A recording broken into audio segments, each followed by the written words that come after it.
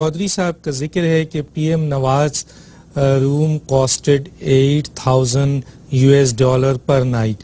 اور تقریباً کوئی Narendra Modi stayed in a room of $1,100. تو یہ ایک فواد چودھری بڑا نامی گرامی انالسٹ ہیں، ان کا اس وقت میرے سامنے یہ چیز تھا جو میں نے کوٹ کیا. دوسرا یہ بھی کہا گیا ہے کہ وزیر اعظم صاحب بہت لمبا ایک 74 لوگوں کا لاؤ لشکر لے کے گئے. کیا کہیں گے جناب شاہین صاحبائی صاحب اس پر؟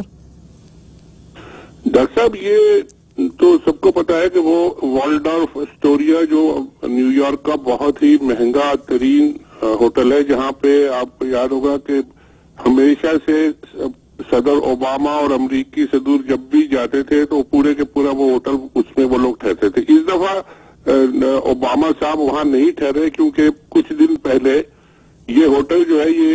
چائنیز کمپنی نے خرید لیا ہے، تو انہوں نے سیکیورٹی کی وجہ سے انہوں نے کہا کہ امریکی صدر اور ان کے لوگ اب نہیں ٹھہریں گے. تو یہ ہمارے پرائم منسٹر صاحب جو ہے، حالانکہ ہمارا پاکستان کا ایک بہت بہترین ہوٹل روزولٹ پی آئی اے کا جو ہے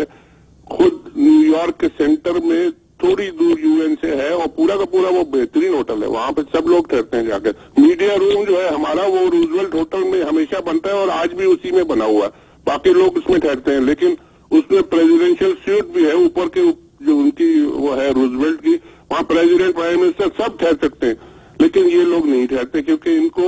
ایک تو ڈر ہوتا ہے کہ جی اگر ہم یہی ٹھہریں گے جہاں میڈیا ہے تو ہمارا آنا جانا اور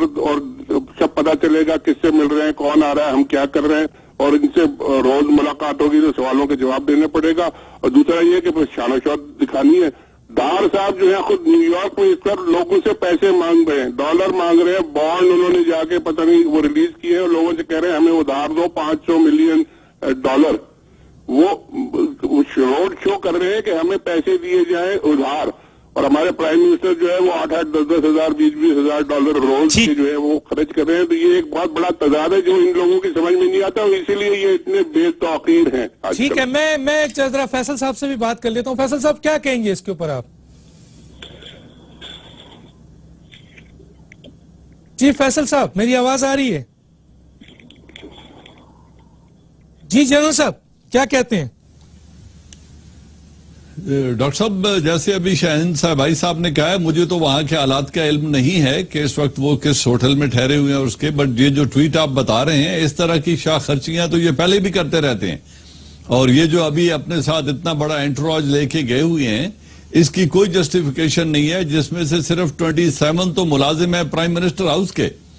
تو اگر اس طرح کی یہ شاہ خرچیاں کریں گے اور ایک طرف روڈ شو کر کے فنڈز اکٹھے کر رہے ہیں بیرون ملک پاکستانیوں سے، تو ان کی بے توقیری جیسے انہوں نے کہا شاہین صاحبائی صاحب نے، اس کی وجہ اور اسی لیے ان کی پذیرائی دوسرے ملکوں میں وہ نہیں ہوتی جو قول اور فعل میں تضاد نہ رکھنے والے لیڈرز کی ہوتی ہے.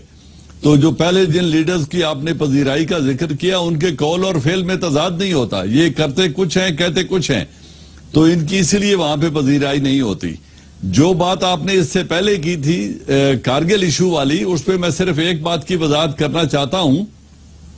کہ جب انہوں نے کارگل ایشو کے اوپر ان کو بل کلنٹن نے بلایا اور وہاں پر بات چیت ہوئی، تو اگر یہ اس وقت ملکی مفاد کا سوچتے اور اپنے ذاتی جو بات چیت واجپائی کے ساتھ ہوئی تھی اس کو مد نظر نہ رکھتے اور ملکی مفاد کا سوچتے، تو ایسا ہی شب خون 1984 میں انڈیا مار چکا تھا، اور انہوں نے 1984 میں سیاچن میں لائن آف ایکچول کنٹرول کی وائلیشن کرنے کے بعد پاکستانی ایریا میں وہ گھس کر بیٹھ گئے تھے جو آج تک بیٹھے ہوئے ہیں.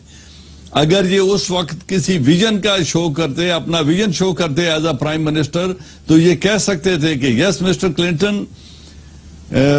لائن آف ایکچول کنٹرول کا احترام ہمیں بھی کرنا چاہیے اور ہندوستان کو بھی کرنا چاہیے. ہم کارگل سے نکل جاتے ہیں جو اپنی آرم فورسز میری یہاں آئی ہیں، اور ہندوستان کارگل سے واپس چلا جائے تاکہ